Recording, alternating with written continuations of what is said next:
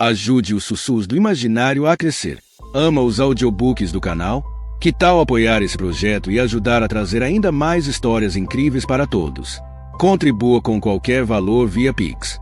Escaneie o QR Code na tela e faça parte dessa jornada literária. Seu apoio nos ajuda a produzir mais e melhor. Cada contribuição mantém viva a magia das histórias e fortalece essa comunidade de apaixonados por literatura. Muito obrigado pelo seu apoio. Bem-vindo aos Sussurros do Imaginário. Nosso canal é totalmente dedicado a audiobooks, proporcionando uma experiência imersiva para todos os amantes de boas histórias. Aqui, você pode relaxar e deixar sua imaginação fluir enquanto escuta os melhores títulos literários. Dica especial: para uma experiência ainda mais completa, recomendamos que você acompanhe o audiobook com o livro físico ou o e-book. Dessa forma, você poderá desfrutar tanto da narrativa quanto do texto original, unindo os dois mundos. Pedimos desculpas especialmente aos deficientes visuais por quaisquer falhas que possam ocorrer nos audiobooks, como trechos em outras línguas, pequenos erros de narração ou tradução. Isso acontece porque utilizamos narração sintética para manter a produção dos áudios. Queremos ouvir você. Sugira nos comentários livros que gostaria de ver aqui no canal. Não se esqueça de curtir, comentar e se inscrever para ficar por dentro de todas as novidades. Obrigado por estar conosco e bons sussurros.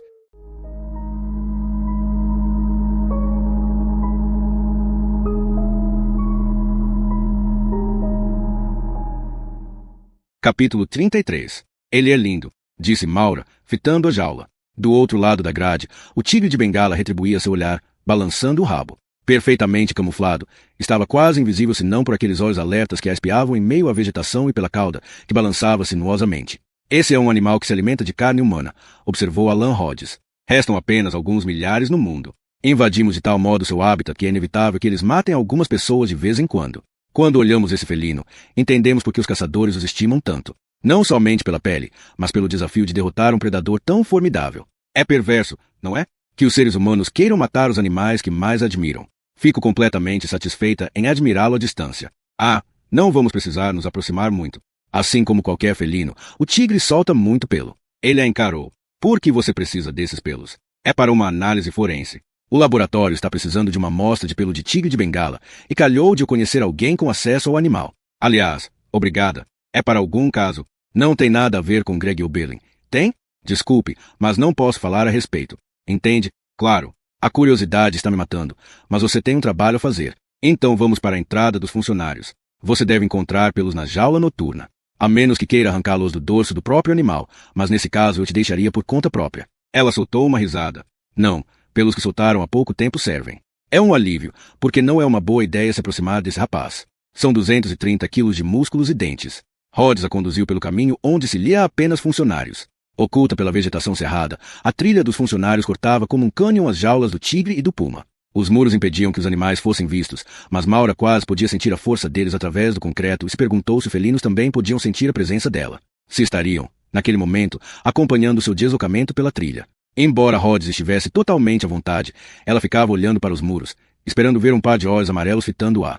Eles alcançaram a entrada traseira da jaula do tigre, e Rhodes abriu o portão. Posso levá-la à jaula noturna. Ou você pode esperar aqui, e pego os pelos para você. Eu mesma preciso fazer isso. É para a cadeia de custódia. Ele entrou no cercado e destravou o portão da jaula noturna. É toda sua. A jaula ainda não foi limpa, então deve ter um bocado de pelos. Vou esperar ali fora. Maura entrou na jaula noturna. Era um lugar coberto, de cerca de 4 metros quadrados, com um bebedouro embutido e uma saliência de concreto para o animal dormir. No canto, uma tora de árvore revelava talhos profundos nos pontos em que o tigre havia afiado as garras, um lembrete brutal de sua força. Debruçando-se sobre a tora, ela se lembrou dos cortes paralelos no corpo de Leon Goth, tão semelhantes àqueles.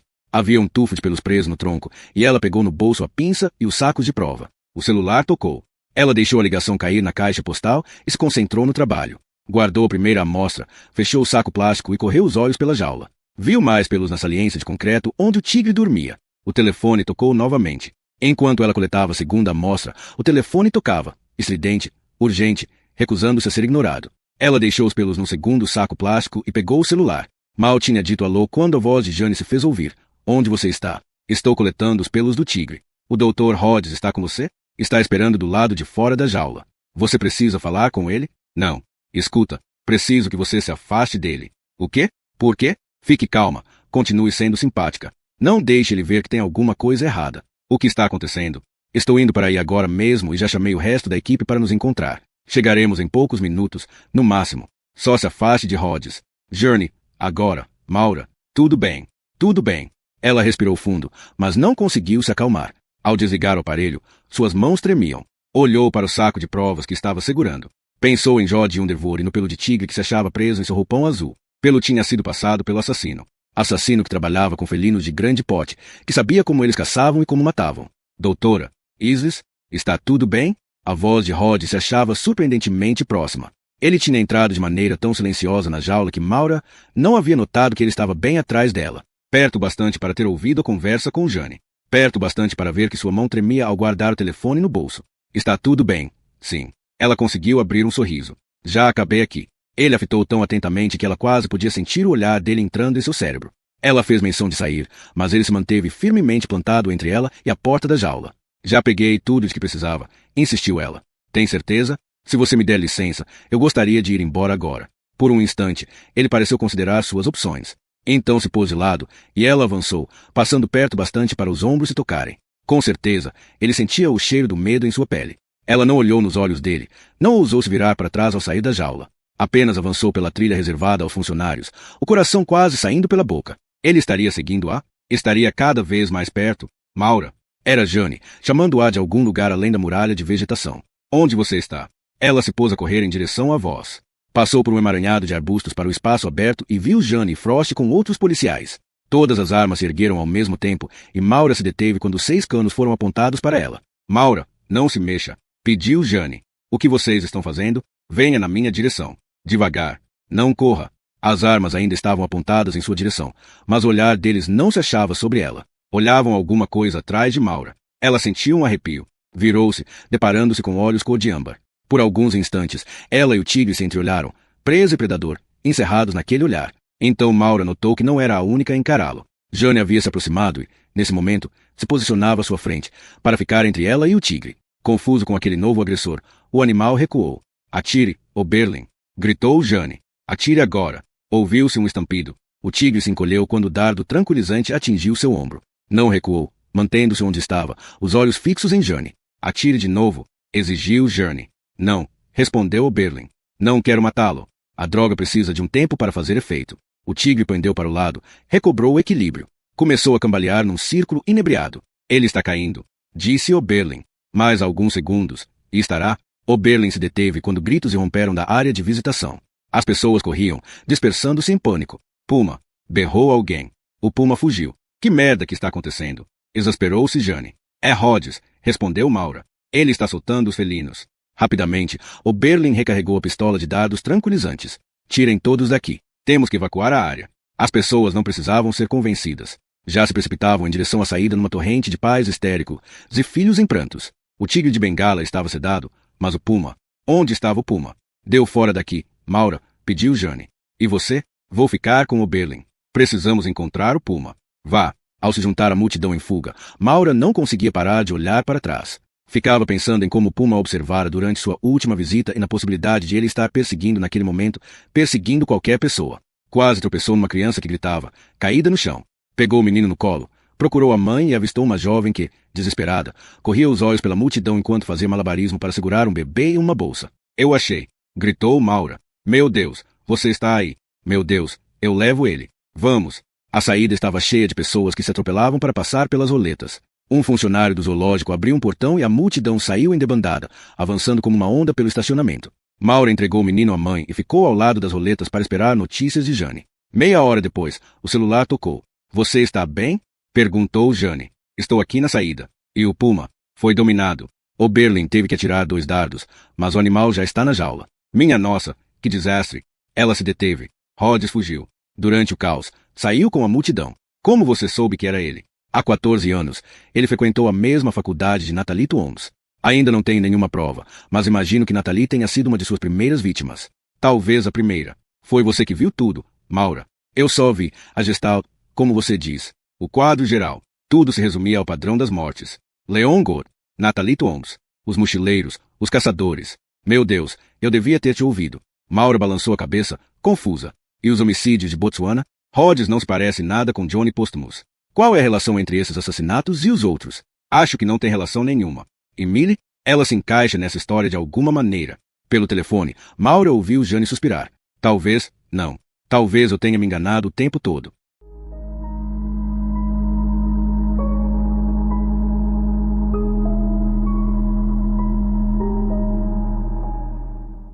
Capítulo 34. Quebre, pediu Jane a Frost. O vidro se partiu, estilhaços voando para o lado da casa, caindo no chão de azulejos. Em poucos segundos, ela e Frost tinham cruzado o vão da porta e se achavam na cozinha de Alan Rhodes. Com a arma na mão, Jane olhou de relance para a louça acomodada no escorredor, a bancada imaculada, a geladeira de aço inoxidável. Tudo parecia em ordem e limpo. Limpo demais. Ela e Frost atravessaram o corredor até a sala, Jane avançando na frente.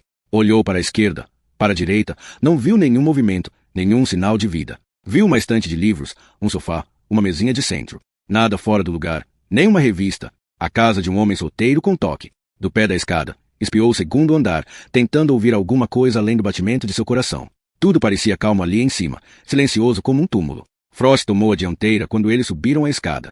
Embora fizesse frio na casa, a blusa de Jane já estava molhada de suor. O animal mais perigoso é aquele que está encurralado, e àquela altura Rod já devia ter entendido que era o fim do jogo. Eles chegaram ao segundo andar. Havia 3 portas. Na primeira, ficava um quarto com pouca mobília. Sem poeira, sem bagunça. Será que ali morava de fato um ser humano? Ela avançou para o closet, abriu de repente. Os cabides pendiam, vazios. De volta ao corredor, passaram pelo banheiro e chegaram à última porta. Mesmo antes de entrar no cômodo, ela já sabia que Rhodes não estava ali. Provavelmente jamais voltaria. Ela correu os olhos pelas paredes nuas. A cama queen size tinha uma colcha branca, austera. A comoda se achava vazia e limpa. Ela pensou em sua própria comoda, repleta de chaves, moedas, meias e sutiãs. Dava para saber muito sobre uma pessoa só de olhar para o que havia sobre sua comoda, e o que ela via ali, na comoda de Alan Rhodes, era um homem sem identidade. Quem é você? Da janela do quarto, olhou para a rua, onde uma viatura da polícia de Danvers acabava de estacionar. Aquele bairro ficava fora da jurisdição da polícia de Boston, mas, na pressa de prender Rhodes, ela e Frost não tinham desperdiçado tempo esperando o auxílio dos detetives de Danvers. Agora haveria toda uma chateação burocrática. Tem um alçapão aqui, disse Frost, dentro do closet. Ela se pôs ao lado dele e olhou para o teto, de onde pendia uma corda. Provavelmente aquilo levava ao sótão, onde as famílias guardam caixas que nunca abrem, cheias de objetos que não conseguem jogar fora. Frost puxou a corda e o alçapão se abriu, revelando uma escada suspensa e um espaço escuro acima. Eles trocaram um olhar tenso, e Frost subiu a escada. Está tudo bem, gritou. É só um monte de tralha. Ela subiu a escada logo em seguida e acendeu a lanterna de bolso. Na penumbra, viram diversas caixas de papelão. Aquele poderia ser o sótão de qualquer pessoa, um depósito de entulho daqueles comprovantes de pagamento de impostos que tememos precisar um dia, quando a Receita Federal exigir. Ela abriu uma caixa e viu extratos bancários e documentos de empréstimo. Dirigiu-se à caixa seguinte, depois à outra. Deparou-se com exemplares da Biodiversity and Conservation, roupas de cama e de banho antigas, livros e mais livros. Não havia nada ali que ligasse Rhodes a nenhum crime, muito menos assassinato. Será que cometemos outro engano? Ela desceu a escada suspensa e voltou ao quarto, com suas paredes nuas e colcha imaculada. A apreensão cresceu quando outra viatura surgiu lá fora. O detetive Crowe saiu do veículo, e ela sentiu a pressão arterial subir ao vê-lo caminhar até a casa. Instantes depois, batiam à porta. Ela desceu a escada e encontrou Crowe sorrindo para ela da varanda. E aí? Resole, ouvi dizer que Boston não é grande bastante para você. Você agora deu para arrombar portas em áreas residenciais afastadas da cidade. Ele entrou e caminhou lentamente pela sala. O que você sabe sobre esse cara? Ainda estamos investigando. Engraçado, porque ele não é fichado. Nunca foi preso, nunca foi condenado. Tem certeza de que está seguindo o cara certo? Ele fugiu? Crowe soltou 2 felinos de grande porte para garantir a fuga e, desde então, não foi mais visto. Isso faz a morte de Deborah Lopes parecer cada vez menos um acidente. Homicídio usando um leopardo? Crowe lançou a ela um olhar cético. Por que ele mataria uma funcionária do zoológico? Não sei. Por que matou Gold? E Jodie Underwood? Não sei. Você não sabe de muitas coisas. Existem pistas que o ligam a Jodie Underwood, o pelo de tigre no roupão da vítima. Também sabemos que ele estudava na Curry College no ano em que Natalie Tuondo desapareceu. Portanto, existe um elo também nesse caso. Você se lembra de que a Natalie foi vista pela última vez saindo para estudar com um cara chamado Ted? O segundo nome de Rhodes é Theodore. De acordo com o currículo que vi no zoológico, antes de começar a faculdade, ele passou um ano na Tanzânia. Talvez ele tenha aprendido sobre o culto ao leopardo lá. É tudo muito circunstancial. Crowe fez um gesto, indicando aquela sala estéril. Não vejo nada aqui que grite homem-leopardo. Talvez isso seja significativo. Aqui não tem nada de nada. Não tem fotografias, Não tem quadros, não tem nenhum DVD ou um CD que nos fale sobre o gosto pessoal dele. Os livros e as revistas são todos relacionados a trabalho. O único remédio no banheiro é aspirina. E sabe o que mais não tem? O quê? Espelhos. Só tem um minúsculo espelho de barbear no banheiro do andar de cima. Talvez ele não ligue para a aparência. Ou você vai me dizer que Rhodes é um vampiro. Ela desviou os olhos quando ele soltou uma risada. Essa casa é um grande vazio. É como se ele tivesse tentado mantê-la só para exibição. Ou talvez seja exatamente quem ele é. Um cara totalmente sem graça, sem nada a esconder. Deve ter alguma coisa aqui. Só não encontramos ainda. E se vocês não encontrarem? Ela se recusava a cogitar a possibilidade porque sabia que estava certa. Tinha de estar certa. Mas, à medida que a tarde virava noite e a equipe de peritos vasculhava a casa em busca de provas, ela se sentia cada vez mais tensa ante a incerteza. Não conseguia acreditar que havia cometido um engano, mas começava a parecer que sim. Eles tinham invadido a casa de um homem sem ficha policial. Tinham quebrado uma janela e revirado a casa, mas não encontraram nada que estabelecesse uma relação com os assassinatos, nem mesmo um pedaço de corda de nylon. Também haviam atraído a atenção dos vizinhos curiosos, e eles não tinham nada de ruim a dizer sobre Alan Rhodes, embora todos admitissem que não o conheciam bem. Ele era calado, educado. Não parecia ter namorada. Gostava de cuidar do jardim, sempre trazendo para casa sacos de adubo. Esse último comentário levou Jane a dar mais uma olhada no quintal. Ela já havia percorrido todo o terreno, que tinha cerca de 4.000 metros quadrados, e ficava ao lado de uma área de conservação ambiental. No escuro, vasculhou o solo repleto de mato e arbustos com o feixe da lanterna. Dirigiu-se à extremidade do terreno, onde uma cerca delimitava a propriedade. Ali havia uma pequena elevação com roseiras, os caules esguios agora nus. Ficou olhando aquele trecho estranho do terreno, perguntando-se sobre aquele montículo de terra. Num jardim todo plano, ele sobressaía como um vulcão. Estava tão concentrada naquilo que só notou a aproximação de Maura quando o feixe da lanterna atingiu seus olhos. Encontrou alguma coisa? Perguntou Maura. Nenhum cadáver para você estudar. Ela franziu o rosto. O que você está fazendo aqui? Não consegui me conter. Você precisa melhorar sua vida social. Essa é minha vida social. Maura se deteve, o que é bem patético. Não tem nada aqui, disse Jane, em desalento. Como Crowe não para de me lembrar. É Rhodes, Jane. Eu sei que é ele. Com base em quê? Estamos falando de Gestal de novo? Porque não tenho nada para usar no tribunal. Ele teria 20 anos quando matou Natalie Holmes. Ela pode ter sido a única vítima de Boston até ele matar Gold. O motivo de termos dificuldade em enxergar um padrão é ele ser esperto demais para matar no mesmo lugar. Ampliou seu território ao Maine, a Nevada e Montana. Isso torna sua assinatura nesses crimes quase impossível de ser identificada. Como explicamos Leon Gold e George Underwood? Foram homicídios imprudentes, ambos no mesmo dia, a 15 quilômetros de distância um do outro. Talvez ele esteja perdendo o controle. Não há nenhuma indicação disso na casa. Você deu uma olhada lá dentro? Está tudo na mais perfeita ordem. Não existe nenhum sinal de que há um monstro aqui. Então ele tem outro lugar. Uma toca, onde os monstros vivem. Essa é a única propriedade que Rhodes possui, e não conseguimos achar nem um pedaço de corda aqui. Frustrada, Jane chutou a terra e estranhou o fato de a roseira pender para o lado. Puxou o caule e sentiu uma mínima resistência das raízes. Faz pouco tempo que isso foi plantado. É estranho, esse monte de terra. Maura passou o feixe da lanterna pelo gramado, pelos arbustos e pedras do jardim. Não parece haver nenhuma outra plantação recente. Só aqui. Jane fitou o pequeno monte de terra e sentiu um calafrio ao entender o que ele representava. Terra. De onde veio toda essa terra? É aqui, debaixo dos nossos pés, disse. A toca dele. Ela subiu no gramado, procurando uma abertura, uma fenda na terra, qualquer coisa que indicasse a existência de um alçapão que conduzisse ao subsolo, mas o jardim estava escuro. Eles podiam levar dias para escavá-lo. E se não encontrassem nada, ela já podia imaginar o escárnio de Crowe. Radar de penetração no solo, sugeriu Maura. Se houver um cômodo aqui embaixo, será a maneira mais rápida de localizá-lo. Vou contatar o pessoal da unidade de investigação criminal, para ver se trazemos um georradar aqui pela manhã. Jane se dirigiu novamente à casa. Tinha acabado de entrar quando ouviu o ruído que acusava recebimento de mensagem de texto no celular. Era Gabriel, que estava em Washington e só voltaria para casa no dia seguinte. Veja seu e-mail. Relatório da Interpol. Ela estava tão concentrada em vasculhar a casa de Rhodes que havia passado a tarde inteira sem entrar no e-mail. Agora descia a barra de rolagem da caixa de entrada abarrotada de besteira, até encontrar a mensagem, que havia chegado 3 horas antes, enviada por Encandiesen. Fixou os olhos na tela tomada por um texto compacto.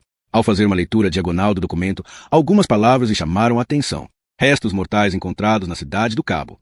Homem branco, várias fraturas no crânio. Correspondência de DNA. Fitou o nome do morto recém-identificado. Isso não faz sentido, pensou. Não pode ser verdade. O telefone tocou. Gabriel de novo. Você leu? Perguntou ele. Não entendo esse relatório. Tem que ser um engano. Os restos foram encontrados há 2 anos. Resumiam-se ao esqueleto, por isso os ossos podiam estar lá há muito mais tempo. Houve demora para finalmente realizarem o teste de DNA e estabelecerem a identificação, mas agora não há dúvidas de que Elliot Gould não morreu no safari, Johnny. Ele foi assassinado, na cidade do Cabo.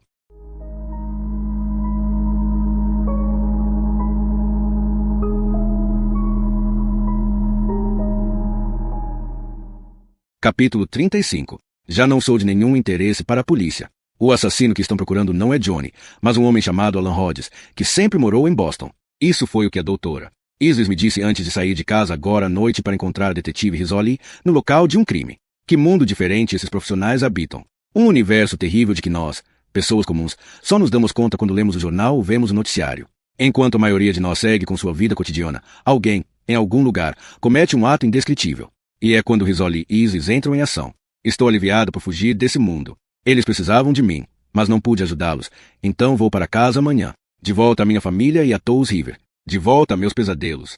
Faço a mala para o voo matutino, guardando os sapatos no canto da valise, dobrando suéteres de lã que não precisarei usar quando pousar na cidade do Cabo. Como senti saudade das cores vibrantes de casa e do cheiro das flores. O tempo que passei aqui me pareceu uma hibernação, agasalhada contra o frio e a escuridão. Coloco uma das calças sobre os suéteres. Enquanto dobro a outra, o gato pula na minha mala de súbito. Durante toda a minha estada, esse gato me ignorou completamente. Agora está aqui, ronronando e se esfregando em minhas roupas como se quisesse ir comigo para casa. Pego no colo e o deixo no chão. Ele volta para cima da valise e começa a miar. Você está com fome? É isso que você quer? Claro que é. A doutora Isis passou em casa tão depressa que não teve tempo de alimentá-lo. Vou para a cozinha e ele me acompanha, esfregando-se minha perna enquanto abro a lata de comida e a despejo em sua vasilha. Quando ele se põe a comer os pedaços de frango com molho, percebo que também estou com fome. A doutora Isis me deu carta branca na casa, por isso entro na despensa e procuro nas prateleiras algo rápido e satisfatório. Encontro um pacote de macarrão e me lembro de ter visto bacon, ovos e um pedaço de queijo parmesão na geladeira.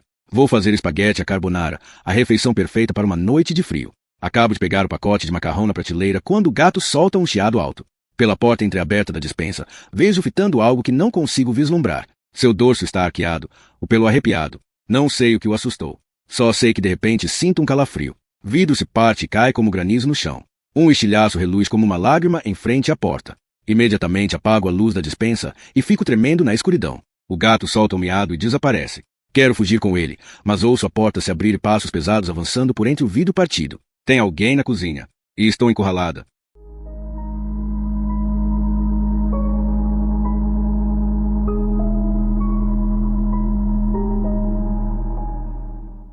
Capítulo 36. De repente, Jane sentiu o cômodo girar. Não comia desde o meio-dia. Estava de pé havia horas, e aquela revelação bastou para fazê-la buscar o equilíbrio junto à parede. Esse relatório não pode estar certo, insistiu. O DNA não mente, respondeu Gabriel. Os restos encontrados na cidade do Cabo correspondem ao DNA que já estava no banco de dados da Interpol. DNA que Leon Gould entregou a eles há 6 anos, depois que o filho desapareceu. Os ossos são de Elliot. Com base no trauma no crânio, a morte foi classificada como homicídio.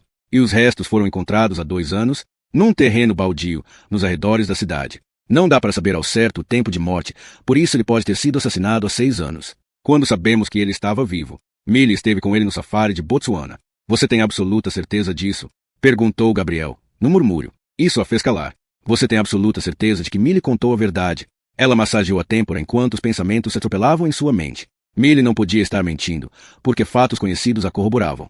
Um piloto havia de fato deixado 7 turistas numa pista de pouso do Delta, entre os quais um passageiro com a identidade de Elliot Gould. Semanas depois, Millie surgiu de fato da selva com uma história terrível sobre o massacre. Os animais haviam espalhado os restos mortais dos envolvidos, e os ossos de 4 vítimas nunca foram encontrados. De Richard, de Sylvia, de Keiko, de Elliot, porque o verdadeiro Elliot Gould já estava morto. Assassinado na cidade do Cabo antes mesmo do início do safari. Johnny? Chamou Gabriel. Millie não estava mentindo. Estava enganada. Achava que Johnny era o assassino, mas ele foi uma vítima, como os outros. Assassinado pelo homem que usou a identidade de Elliot para fazer a reserva do safari. E, depois de tudo, depois que usufruiu sua melhor caçada na selva, esse homem foi para casa. Voltou a ser quem realmente era. Alan Hodges. Como ele viajou com a identidade de Elliot?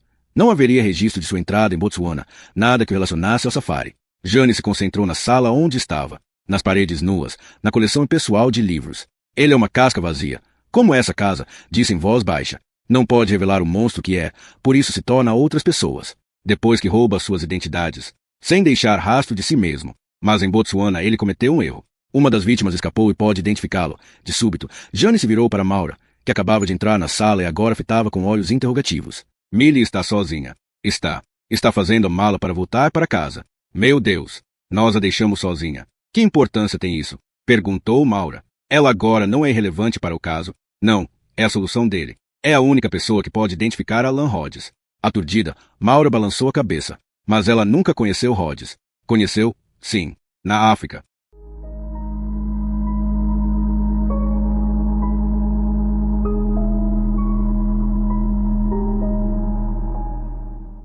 Capítulo 37. Os passos se aproximam. Encolho-me atrás da porta da despensa, o coração batendo alto como um tambor. Não vejo quem invadiu a casa. Apenas o ouço, e ele está na cozinha. De repente, lembro-me de que deixei a bolsa sobre a bancada e agora o ouço abri-la. Ouço moedas caírem no chão. Meu Deus, que seja apenas um ladrão. Que ele roube minha carteira e desapareça. Ele deve ter encontrado o que queria, porque ouço minha bolsa ser jogada na bancada. Por favor, vá embora. Por favor, vá embora. Mas ele não vai. Apenas se desloca pela cozinha. Terá que passar diante da despensa para chegar ao resto da casa. Permaneço imóvel na escuridão. Não ouso respirar. Quando ele passa pela fresta da porta, vejo de relance suas costas e o cabelo castanho, cacheado, os ombros largos, a cabeça quadrada. Há algo terrivelmente familiar nele, mas não é possível. Não. Esse homem está morto, os ossos espalhados em algum lugar do delta do Okavango. Então ele se vira para a fresta da porta e vejo seu rosto. Tudo em que acreditei nos últimos 6 anos, tudo que eu achava que sabia, vira de ponta cabeça. Elliot está vivo. O coitado do Elliot. O estranho Elliot, que gostava das louras, que andava aos tropeços pela selva, que era sempre o alvo das piadas de Richard. Elliot, que alegou encontrar uma cobra na barraca, cobra que ninguém mais viu. Lembro-me da última noite em que meus colegas de viagem estavam vivos. Lembro-me da escuridão, do pânico, dos tiros. E do último grito de uma mulher. Meu Deus, ele está com a arma. Não foi Johnny. Nunca foi Johnny. Ele se afasta da despensa e os passos se perdem à distância. Onde ele está? Estará parado, apenas esperando que eu me revele?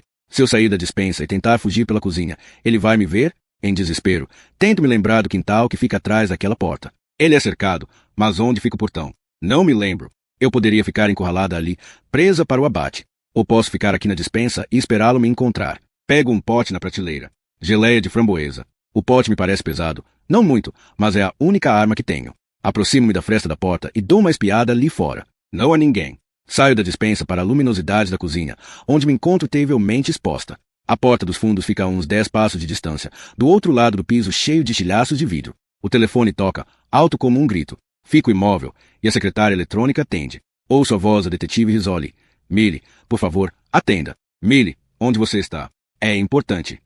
Acima da voz dela, emitida com tanta urgência, procuro outros ruídos na casa, mas não ouço. Vai, agora. Contorno os cacos de vidro na ponta dos pés, morrendo de medo de que ele saiba que estou ali. Agora são 9 passos até a porta. 8. Estou na metade da cozinha quando o gato surge correndo pelos azulejos escorregadios, espalhando os cacos em alvoroço. O barulho o alerta e ouço passos pesados vindo em minha direção. Estou no meio da cozinha, sem ter onde me esconder. Corro para a porta. Já seguro a maçaneta quando suas mãos agarram meu suéter e me puxam para trás. Giro o corpo, golpeando às cegas com o pote. O golpe atinge a lateral de sua cabeça e se quebra, liberando geleia de framboesa, a cor viva como sangue. Ele dá um grito enfurecido e me solta. Por um instante estou livre e novamente corro para a porta. Novamente, quase consigo escapar. Ele me puxa e ambos caímos no chão, deslizando por entre cacos de vidro e geleia de framboesa. A lata de lixo tomba, espalhando embalagens sujas e pó de café. Consigo ficar de joelhos e avanço, desesperada, em meio à sujeira. Uma corda envolve meu pescoço, retesa-se e puxa minha cabeça para trás.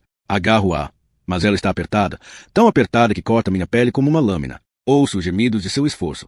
Não consigo afrouxar a corda. Não consigo respirar. A luz começa a se esvaecer. Meus pés já não respondem. Então é assim que morro, longe de casa. Longe de todos que amo. Quando caio para trás, algo afiado corta minha mão. Meus dedos se fecham em torno do objeto, que mal sinto porque tudo está ficando dormente. Violet, Christopher, eu nunca devia ter deixado vocês. Lanço o braço para trás, cortando o rosto dele. Através da névoa cada vez mais densa em minha mente, ouço seu grito. De repente, a corda no pescoço se afrouxa, a sala se torna mais nítida. Tossindo, arfante, solto o objeto que estava segurando, e ele cai no chão. É a lata de comida de gato aberta, a tampa exposta afiada como uma navalha. Levanto-me, e o conjunto de facas da bancada da cozinha se acha bem à minha frente. Ele se aproxima, e viro-me para enfrentá-lo. O sangue verte de sua testa, uma torrente que escorre pelos olhos. Ele avança, as mãos estendidas para minha garganta. Parcialmente cego por seu próprio sangue, não vê o que seguro. O que ergo quando nossos corpos se encontram. A faca afunda em seu abdômen. As mãos que agarram meu pescoço de repente se afastam. Ele cai de joelhos, no instante em que está ali. Os olhos se abrem, o rosto uma máscara ensanguentada de surpresa. Ele se inclina para o lado e fecha os olhos quando tomba no chão. De repente, eu estou oscilante. Avanço em meio ao sangue e aos cacos de vidro e desabo numa cadeira. Apoio a cabeça nas mãos. Além do sangue latejando em meus ouvidos, ouço um barulho. Uma sirene. Não tenho força para levantar a cabeça. Ouço batidas à porta e vozes gritando polícia, mas não consigo me mexer. Só quando os ouço entrar pela porta dos fundos e um deles soltar um murmúrio de surpresa, finalmente ergo a cabeça. Há 2 policiais diante de mim, ambos fitando sangue espalhado pela cozinha. Você é Millie? Pergunta um deles. Millie de Brum? Confirmo. Pelo rádio, ele diz. Detetive Rizzoli, ela está aqui. Está viva. Mas você não vai acreditar no que estou vendo.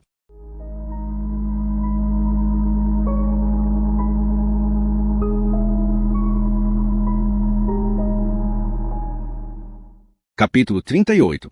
No dia seguinte, descobriram a toca dele. Depois que o radar de penetração no solo detectou o cômodo subterrâneo no jardim de Alan Rhodes, bastaram alguns minutos de escavação para localizar a entrada, um alçapão de madeira oculto por alguns centímetros de adubo. Jane foi a primeira a descer a escada, penetrando na escuridão fria, com cheiro de terra molhada. No pé da escada, alcançou o chão de concreto e viu que sua lanterna revelava, a pele do leopardo das neves pendurada na parede. Num gancho ao seu lado, havia garras de aço, as pontas afiadas, polidas e brilhantes. Ela pensou nos 3 cortes paralelos no torso de Leon Gold. Pensou em Natalie Tombs e nas 3 lascas que havia em seu crânio. Ali estava a ferramenta que deixará aquelas marcas na carne e no osso. O que tem aí embaixo? Perguntou Frost. O homem leopardo, respondeu ela, a voz fraca. Frost desceu a escada, e eles ficaram ali juntos, os feixes das lanternas cortando a escuridão como sabres. Minha nossa, murmurou ele ao fitar a parede oposta, onde dezenas de carteiras de motorista e retratos de passaporte se achavam presos numa cortiça. São de Nevada, Maine, Montana. É a parede de troféu de caça dele, disse Jane. Assim como Leon Gold e Jerry O'Brien, Alan Rhodes também exibia sua presa, mas uma parede que era apenas para seus próprios olhos. Jane estudou a folha arrancada de um passaporte. Millie Jacobson, a presa que Rhodes prematuramente imaginou ter matado. Ao lado da fotografia de Millie, vinham outros rostos, outros nomes. Esau e Keiko Matsunaga, Richard Henwick, Sylvia Van Ovegen, Vivian Kruisvik, Elliot Gold e Johnny Postmus, o guia que havia lutado para mantê-los vivos. No olhar franco de Johnny, Jane viu um homem pronto para fazer o que fosse necessário, sem medo, sem hesitação. Um homem pronto para enfrentar qualquer animal da selva. Mas Johnny não se dera conta de que o animal mais perigoso que enfrentaria era o cliente que sorria para ele. Tem um laptop aqui, disse Frost, debruçado sobre uma caixa de papelão. É um MacBook Air. Você acha que é de Jody Underwood? Ligue. Com as mãos enluvadas, Frost pegou o computador e apertou o botão Power. Está sem bateria. O cabo de alimentação está aí? Ele enfiou a mão na caixa. Não estou vendo. Tem cacos de vidro. De quê? É uma fotografia. Ele pegou a moldura, o vidro quebrado. Voltou a lanterna para a imagem. Por um instante, os dois se mantiveram em silêncio enquanto assimilavam seu significado. Havia 2 homens, o sol no rosto, a claridade definindo cada detalhe. Eles eram parecidos a ponto de poderem ser irmãos, ambos com cabelo castanho e rosto quadrado. O homem da esquerda sorria para a câmera, mas o outro parecia ter sido pego de surpresa ao se virar para a pessoa que batia a foto. Quando foi isso? Indagou Frost. Há 6 anos. Como você sabe? Porque sei onde fica. Estive lá. É a montanha da mesa, na cidade do Cabo. Ela encarou Frost, Elliot Gold e Alan Rhodes. Eles se conheciam.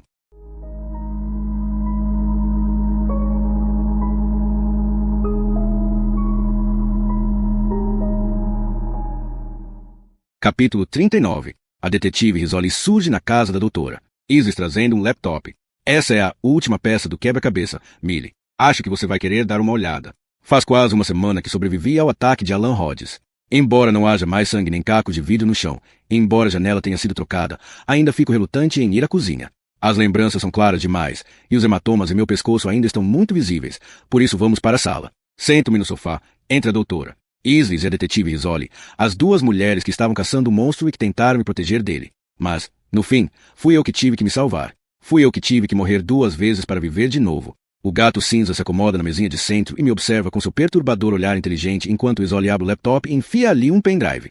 Essas são as fotografias do computador de Jody Underwood, avisa. São o motivo de Alan Rhodes tê-la assassinado.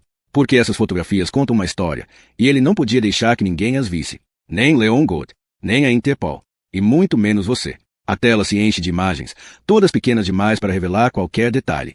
Ela clica na primeira, e uma fotografia toma conta da tela. É um homem sorridente de cabelo castanho e cerca de 30 anos, que veste calça jeans e colete de fotógrafo, com uma mochila pendurada nos ombros. Ele está na fila de check-in de um aeroporto. Tem a testa quadrada e olhos suaves, e há nele certa inocência. A inocência o cordeiro que não faz ideia de que está indo para o abate. Esse é Elliot Gould, diz Rizzoli. O verdadeiro Elliot Gould. A fotografia foi tirada há 6 anos, pouco antes de ele entrar no avião, aqui em Boston.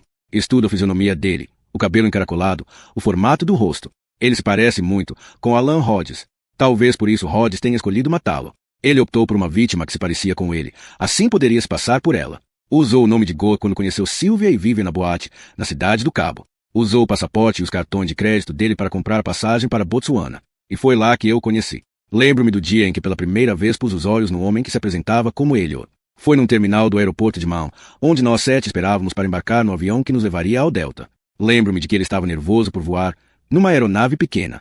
Lembro-me de que Richard reclamava por eu não estar com espírito de aventura e ficava me perguntando por que eu não podia ficar mais animada, como aquelas louras bonitas que davam risadas sentadas no banco. Sobre esse primeiro encontro com Elliot, não me lembro de quase nada, porque meu pensamento se voltava inteiramente para Richard. Eu achava que o estava perdendo, que ele parecia se entediar comigo. O safari era minha última tentativa de salvar o que tínhamos juntos, por isso mal prestei atenção no homem estranho que não saía de perto das louras. Rizzoli passa para a fotografia seguinte.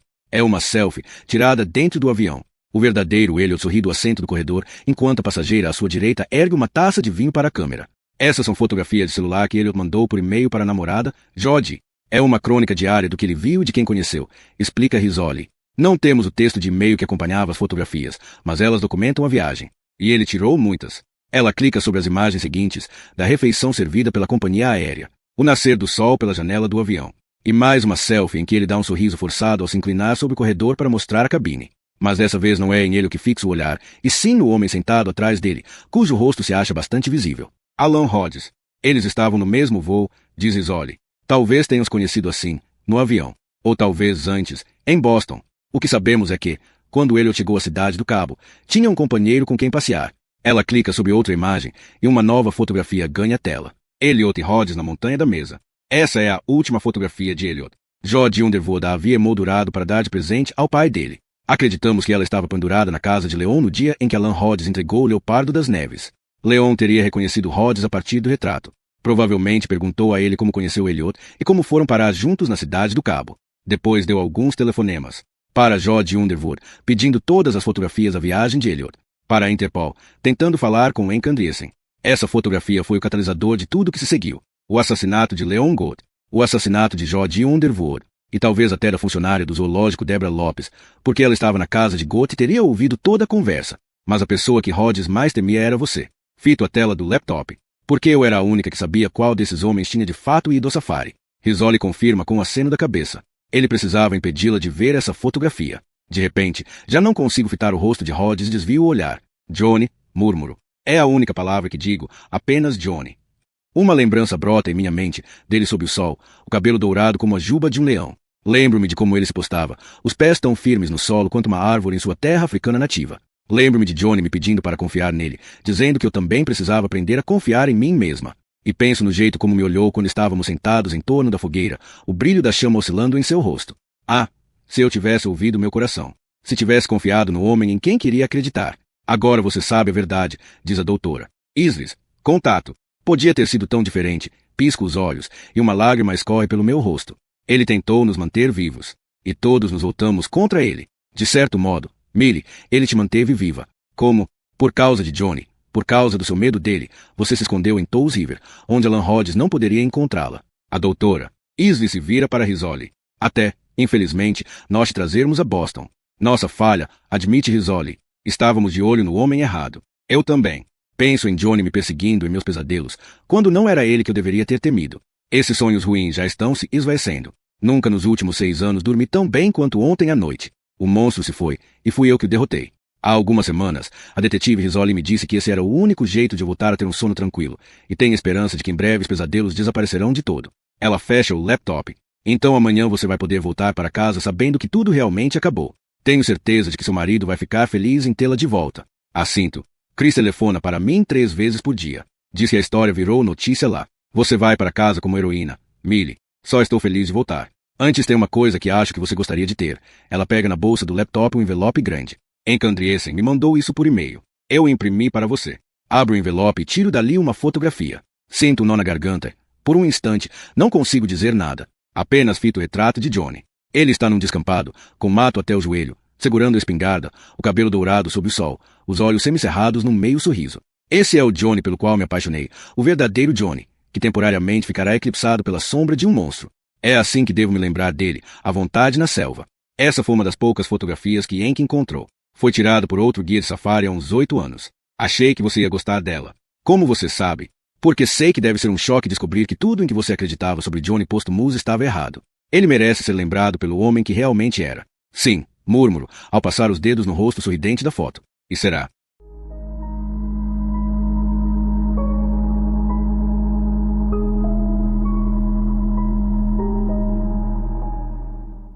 Capítulo 40. Christopher vai me aguardar no aeroporto. Violet também, provavelmente segurando um buquê de flores. Vou me lançar nos braços deles e iremos para Toes River, onde haverá uma festa de boas-vindas hoje à noite. Chris já me avisou, porque sabe que não gosto de surpresas, também não gosto muito de festas. Mas sinto que é finalmente hora de comemorar, porque estou reavendo minha vida.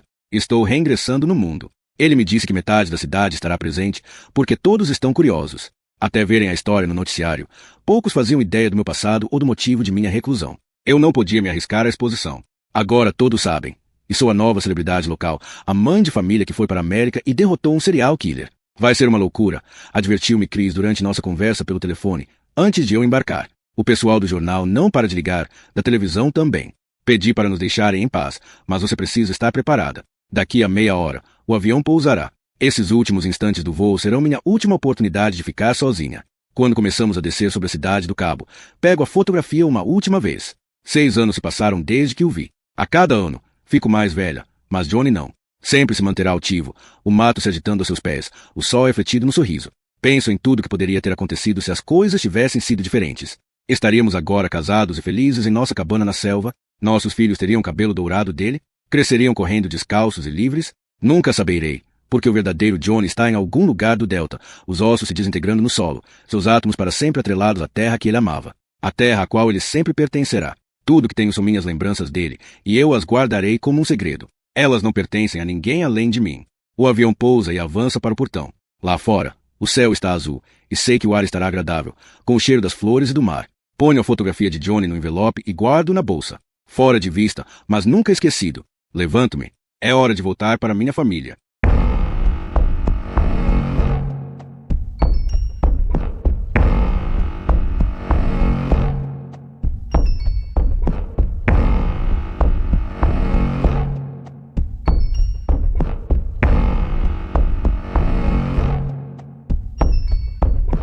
Muito obrigado por ouvir mais um audiolivro aqui nos Sussurros do Imaginário.